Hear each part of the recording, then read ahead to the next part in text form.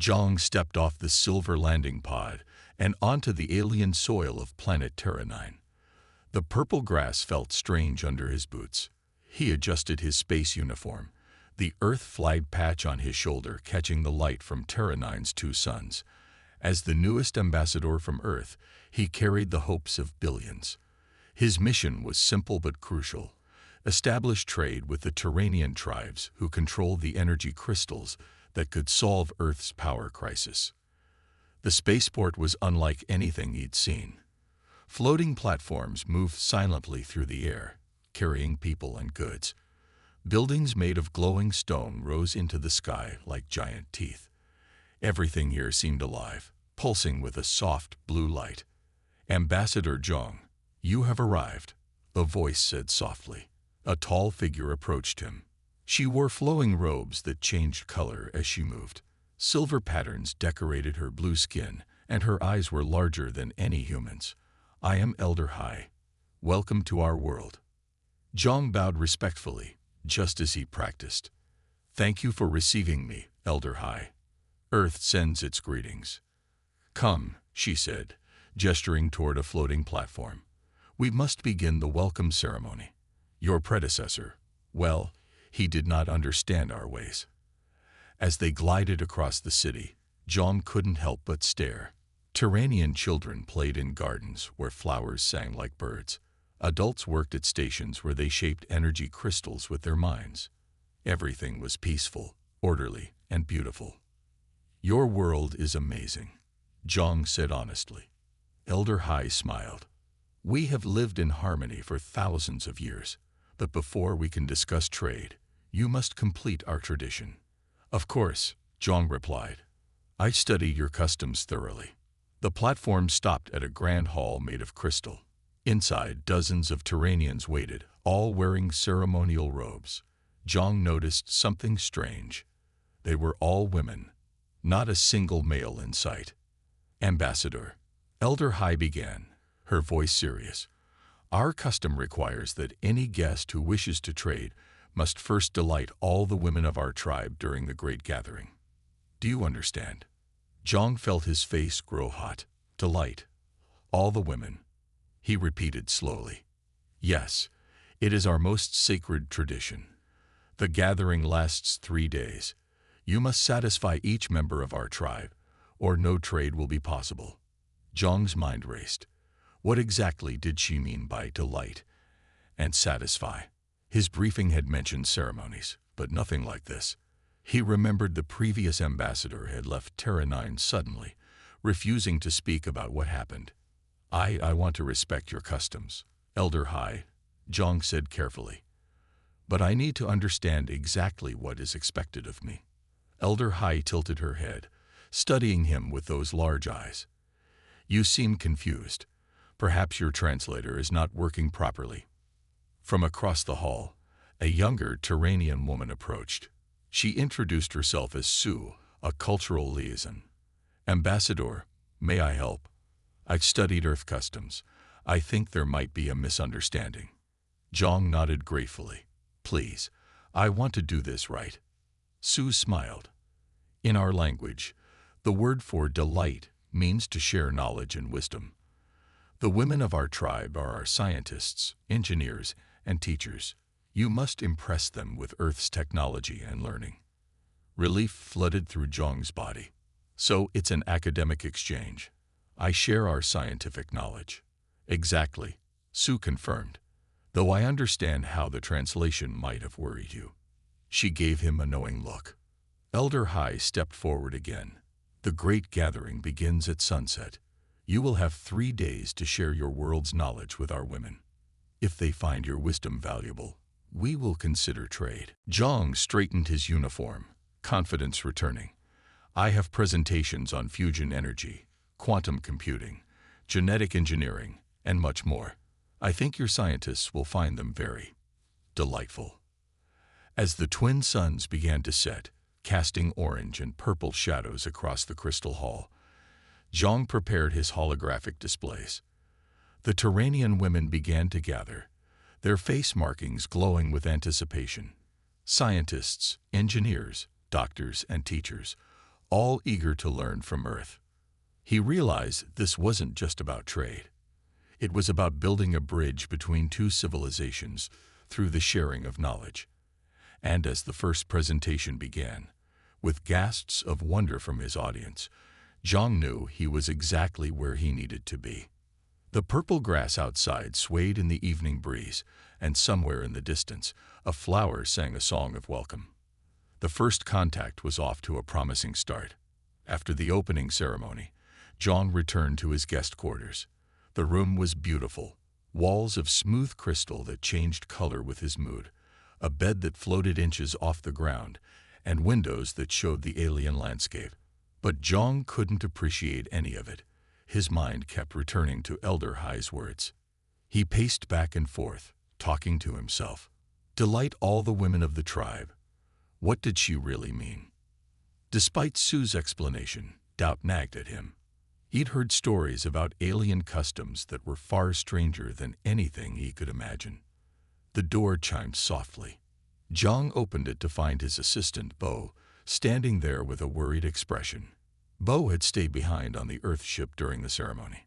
How did it go? Bo asked, entering the room. You look stressed. Zhang sank into a chair that molded itself to his body. They have this tradition. I have to delight all the women of the tribe during something called the Great Gathering. 3 days. Bo's eyes widened. Delight all the women. What does that mean exactly? That's the problem. The translator isn't clear. A young Turanian named Su said it means sharing knowledge, teaching them earth science. But Elder Hai's tone, I'm not sure. Bo pulled out his datapad. Let me check our cultural database. He scrolled through pages of information. Wait, here's something. In ancient Turanian texts, the word delight has multiple meanings. It can mean to share knowledge, but it can also mean to entertain in more personal ways. Zhang felt his stomach drop. You mean? I don't know, Bo said quickly. But we need to be careful. Remember what happened on Zeta 5. Their greeting ceremony turned out to be a marriage ritual. Ambassador Kim barely escaped becoming someone's fourth husband. Zhang nodded, remembering the diplomatic incident. I need to talk to Su again. She seems to understand both cultures. As if summoned by his thoughts, the door chimed again. This time it was Su, carrying a glowing tablet. Ambassador Zhang, I sensed your confusion. May I help? Please, Zhang said, gesturing for her to sit. I need absolute clarity about this tradition. Su smiled gently. I understand your concern. Let me explain our history. Long ago, our males were warriors who often died in battles. The women became the keepers of knowledge, science, and culture. When peace came, we kept the tradition. Visiting dignitaries must prove their worth by sharing wisdom with our women. So it really is just about knowledge? Bo asked. Yes, though I admit, the ancient language can be misleading. The previous Earth ambassador ran away because he misunderstood. He thought. Su paused, her blue skin darkening slightly. Well, he thought what you're probably thinking. Zhang felt his face heat up. I just want to respect your customs correctly. Of course, Su said. Let me show you. She activated her tablet, projecting images into the air. Here are recordings from previous gatherings. The holograms showed various alien ambassadors standing before groups of Turanian women, presenting scientific concepts. One demonstrated advanced mathematics, another explained medical techniques, and a third showed agricultural innovations. The women took notes, asked questions, and nodded appreciatively. See, Su pointed out, pure academic exchange. Though we do expect the knowledge to be exciting, boring presentations don't count as delightful. Zhang laughed, relief washing over him. I think I can handle that. I have data on fusion reactors, artificial intelligence, and space-folding technology. Perfect, Su said. But there's one more thing. Our women will test you. They'll ask difficult questions, challenge your theories. You must engage with them intellectually. That's what satisfy means in this context. Satisfy their curiosity. Bo closed his datapad. So no marriage ceremonies or anything else unexpected. Sue shook her head. No. Though, she hesitated. Some of our women might flirt. Knowledge is attractive to us. But it's just appreciation, nothing more. Zhang nodded, feeling much better. Thank you, Sue. You've saved me from a major misunderstanding. That's my job, she replied. Cultural bridge building. Now you should rest. Tomorrow, the real challenge begins. After Sue left, Zhang turned to Bo. Prepare all our scientific presentations. Make them as engaging as possible. And Bo. Yes. Let's keep this misunderstanding between us. No need to mention it in our official report. Bo grinned. What misunderstanding? That night, Zhang slept peacefully on his floating bed, dreaming of equations and energy crystals instead of diplomatic disasters.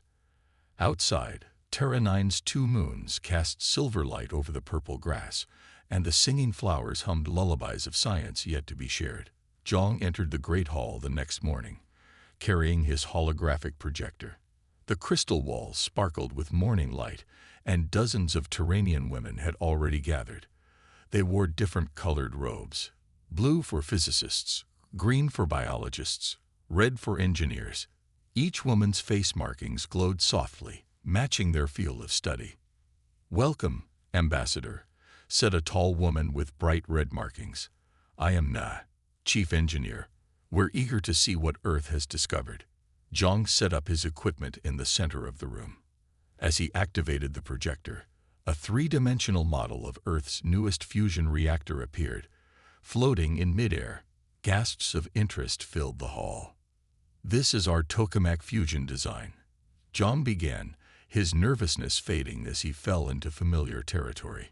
It creates a small sun inside a magnetic field, producing clean energy. The women leaned forward, their large eyes fixed on the spinning hologram. Zhang manipulated the image, showing the plasma flow and magnetic containment systems. Questions came rapidly. How do you maintain stability? Asked one physicist. What materials withstand such temperatures? Inquired an engineer. Zhang answered each question thoroughly, his confidence growing. The Terranian women were brilliant, understanding complex concepts immediately and asking insightful questions that pushed his own knowledge. Hours passed quickly. After fusion, Zhang presented quantum computing, showing how Earth used particle entanglement for instant communication across space. The demonstration caused excited whispers among the scientists. May I? Asked Ma, a quantum specialist with silver markings. She approached the hologram and touched it with glowing fingers. Suddenly, the quantum model expanded, revealing patterns Zhang had never seen before. Your design is good, Mai said, but you're only using half the quantum states. Watch this. She manipulated the hologram, adding swirling energy patterns. We use crystal harmonics to access all quantum dimensions.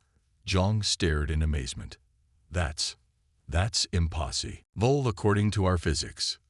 Your physics are incomplete, Mai replied with a gentle smile. Let me show you. The exchange became truly two-way. Zhang taught them about Earth's genetic engineering, showing how they modified crops to grow in harsh conditions. In return, the Terranian biologists demonstrated living materials that could heal themselves and adapt to any environment. Your concrete breaks and needs replacement, said biologist Yun, touching a wall that rippled like water. Our buildings grow and repair themselves. They're alive. During lunch, the women shared food that changed flavor with each bite. Zhang found himself surrounded by curious scientists, all wanting to discuss theories and share discoveries. He noticed some did smile at him more than necessary, and a few touched his arm while talking, but it was friendly, admiring attention. Nothing inappropriate. In the afternoon, Zhang presented artificial intelligence. His AI assistant, Eva, appeared as a hologram and conversed with the Terranians in their own language. This impressed them greatly, until an elderly woman named Soon stepped forward. "Interesting, but limited," Soon said. She pressed her hand against a crystal panel, and the entire room transformed. The walls became transparent, showing the city beyond, where Zhang now saw that every building, vehicle, and device was connected in a vast network. "Our world is one living consciousness," Soon explained. "Every crystal, every structure, every Terranian, all connected. Your eye thinks alone. Ours thinks as one." Zhang's mind reeled at the implications. That's beyond anything we imagined." "Now you begin to understand," Elder Hai said, appearing beside him. "This is why we require the exchange. Both worlds have much to learn." As the day continued, Zhang shared Earth's discoveries in medicine, space travel, and energy storage. Each time, the Terranian women matched his knowledge with their own innovations, often surpassing Earth's technology in unexpected ways. By evening, Zhang's voice was hoarse from talking, but his excitement hadn't dimmed. He'd filled his datapad with notes about crystal harmonics, living materials, and connected consciousness, technologies that could revolutionize Earth's society. "You've done well today," Sue told him as the session ended. "Our women are delighted. They speak highly of your knowledge and your willingness to learn." "I had no idea," Zhang admitted. "I came to teach, but I'm learning more than I ever expected." "That's the true purpose of the exchange," Sue replied. "Knowledge flows both ways. Tomorrow, we'll explore how our technologies might combine." That night, Zhang could barely sleep. His mind buzzed with possibilities. Fusion reactors powered by crystal harmonics, quantum computers connected to living networks, buildings that grew and healed. The potential for both civilizations was staggering. As Terra-9's moons rose over the singing gardens, Zhang realized this mission was becoming far more important than simple trade negotiations. It was the beginning of something extraordinary, a true fusion of two civilizations' knowledge, creating possibilities neither could achieve alone. On the third day of the exchange, something extraordinary happened. Zhang was demonstrating Earth's latest breakthrough in nanotechnology when Mi, the quantum specialist, suddenly grabbed his arm. "Wait," she said, her silver markings pulsing with excitement. "Show me that molecular structure again." Zhang replayed the hologram, displaying tiny robots building materials atom by atom. Mai studied it intensely, then rushed to a crystal panel on the wall. Her fingers danced across its surface, and a new hologram appeared beside Zhang's. "Look at this," she said breathlessly. "Our healing crystals work on the same principle, but at a quantum level. If we combine your nanobots with our crystal harmonics." She merged the two holograms. The result made everyone in the room gasp. The combined technology showed microscopic crystals powered by quantum energy, capable of repairing any material or biological tissue instantly.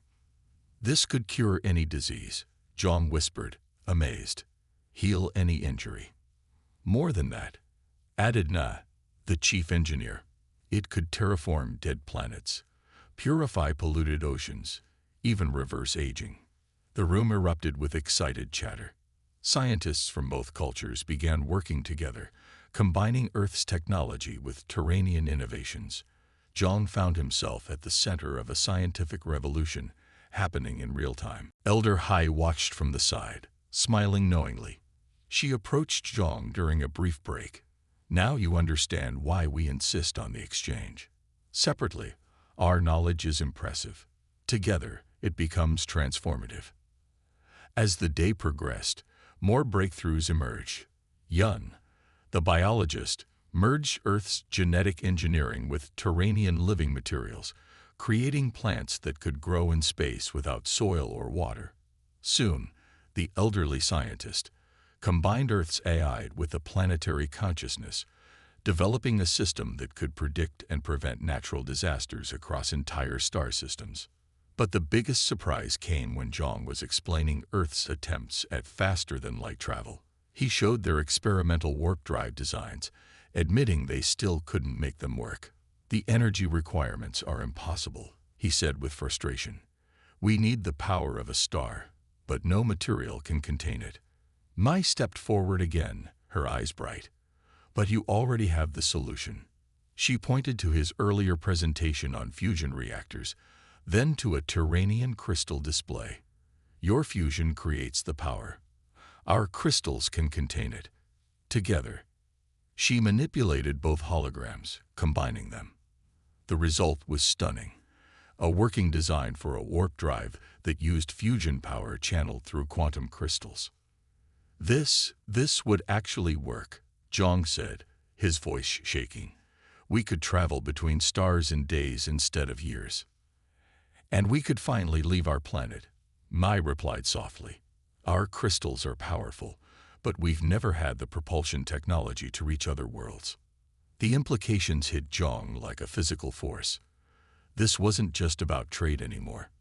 This was about opening the universe to both their species. Bo, who had been recording everything, approached Zhang with wide eyes. Do you realize what this means? Earth has been trying to crack faster than light travel for centuries. And here, in 3 days, we found it through cooperation. Zhang finished. Not competition. As the final hours of the exchange approached, the atmosphere in the Great Hall transformed. It was no longer a formal presentation but a collaborative workshop. Earth and Turanian scientists worked side by side, sketching designs, running calculations, and testing theories. Zhang noticed something else too. The cultural barriers had dissolved. Humans and Turanians laughed together, argued passionately about theories, and celebrated each breakthrough as one team. He saw Bo sharing pictures of his family with a Turanian physicist, while Mei showed Zhang images of her world's oceans that sang in harmony with the moons. You've done something remarkable, Su told him as the day drew to a close. The women are more than delighted. They're inspired. You didn't just share knowledge, you created a partnership. Zhang looked around the hall at the mixed groups of humans and Turanians, all working together. I think we all did. This is bigger than any trade agreement. Elder Hai approached for the formal closing of the exchange. Ambassador Zhang, you have exceeded our highest expectations. The women of our tribe have been thoroughly delighted by your knowledge and your openness to learning from us. She paused, her face serious. What happens next will change both our worlds. Are you prepared for that responsibility? Zhang thought about the warp drive design, the healing technology, the living buildings, and all the other breakthroughs of the past 3 days. He thought about children on Earth who would never know disease, and Turanians who would finally explore the stars. Yes, he said firmly. I believe we are. As Terra 9's twin suns set on the final day of the exchange, Zhang realized they had created something unprecedented, not just a collection of scientific breakthroughs, but a bridge between civilizations that would transform the galaxy itself. The Grand Council chamber glowed with soft crystal light as representatives from both worlds gathered for the historic treaty signing. Zhang stood beside Elder Hai, watching as Turanian officials and Earth diplomats filled the circular room. The air hummed with anticipation. Before we begin, Elder Hai announced, we must acknowledge what has truly happened here. This is not merely a trade agreement for energy crystals. She gestured to the holographic displays around the room, showing the revolutionary technologies created during the exchange. Warp drives, healing crystals, living buildings, connected AI systems. Each discovery represented a leap forward for both civilizations. Ambassador Zhang came to delight our women with knowledge, Elder Hai continued. Instead, he created something far greater, a true partnership between our peoples. Zhang stepped forward, holding a data crystal containing all their combined research. 3 days ago, I thought this was about trading crystals for technology. Now I understand it's about building a shared future. Mai approached with a traditional Turanian crystal tablet. This treaty goes beyond trade. It establishes joint research facilities, shared exploration missions, and cultural exchange programs. Zhang read through the terms, his heart swelling with pride. Earth would receive energy crystals to solve their power crisis. Terra 9 would gain propulsion technology to explore space, but more importantly, both worlds would work together on all future scientific endeavors. "There's one addition I'd like to propose," Zhang said. He looked at the assembled scientists who had become his friends and colleagues. "A permanent exchange program. Our scientists living on Terra 9, your scientists on Earth. True integration of our knowledge." Elder Hai smiled. "We hoped you would suggest this. It's already included in Section 7. As Zhang signed the crystal tablet with a light stylus, he thought about how close he'd come to misunderstanding everything. If he'd run away like the previous ambassador, terrified by cultural confusion, none of this would have happened. "Now for our tradition," Elder Hai announced. "When a treaty is signed, we share water from our sacred spring. It symbolizes the flowing together of two streams into one river." She produced a crystal chalice filled with shimmering liquid. "This water comes from deep beneath our crystal caves. It carries the memory of our world." Zhang accepted the chalice and drank. The water tasted like starlight and possibility. He passed it to Bo, who drank and passed it on. Soon, every human and Terranian in the room had shared from the same cup. "And now," Elder Hai said, "we celebrate." The formal atmosphere dissolved as music filled the chamber. Crystal instruments produced sounds unlike anything Zhang had heard, melodies that seemed to resonate with his very bones. Terranian food appeared on floating platforms, changing colors and flavors with each bite. Mei found Zhang in the crow. "Did. I wanted to thank you," she said, "for seeing beyond the confusion of our customs, for trusting us." "I should thank you," Zhang replied. "You showed me that the greatest discoveries come from working together, not apart." As the celebration continued, Zhang noticed Su speaking with a group of young Terranian women. They kept glancing at him and giggling. He approached cautiously. "What's so funny?" he asked. Su's blue skin darkened with embarrassment. "They're saying how the misunderstanding about our customs would make a funny story for our children. How the Earth ambassador thought he had to. Well, you know." Zhang laughed, no longer embarrassed by the memory. "Maybe someday we'll tell that story, when our peoples know each other well enough to laugh together about cultural confusion." "That day may come sooner than you think," said Elder Hai, joining them. "With the treaty signed, many more humans will visit Terra 9, and many Terranians will travel to Earth." The party lasted well into the night. Zhang watched as humans and Terranians danced together, their movements blending Earth and alien styles into something new and beautiful. Scientists huddled in corners, still discussing theories and possibilities. Children from the diplomatic families played with Terranian youngsters, already forgetting they were from different worlds. As the twin moons rose high overhead, Elder Hai made one final announcement. "Ambassador Zhang, by unanimous decision of the Women's Council, we grant you the title of Knowledge Bringer, the highest honor we can bestow on an outsider." Zhang bowed deeply, touched beyond words. "I came here as a simple trader. I leave as a bridge between worlds." Later, as he prepared to return to his ship, Mai approached him one last time. "Will you come back?" she asked. "Yes," Zhang said without hesitation. "This is just the beginning. We have so much more to discover together." The next morning, as Zhang's ship lifted off from Terra 9, he looked down at the purple grasslands and crystal cities. In his cabin safe sat the signed treaty and data crystals containing revolutionary technology. But more importantly, he carried the knowledge that when cultures meet with open minds and willing hearts, the impossible becomes possible. Earth and Terra 9 would never be the same, and neither would the galaxy. The end.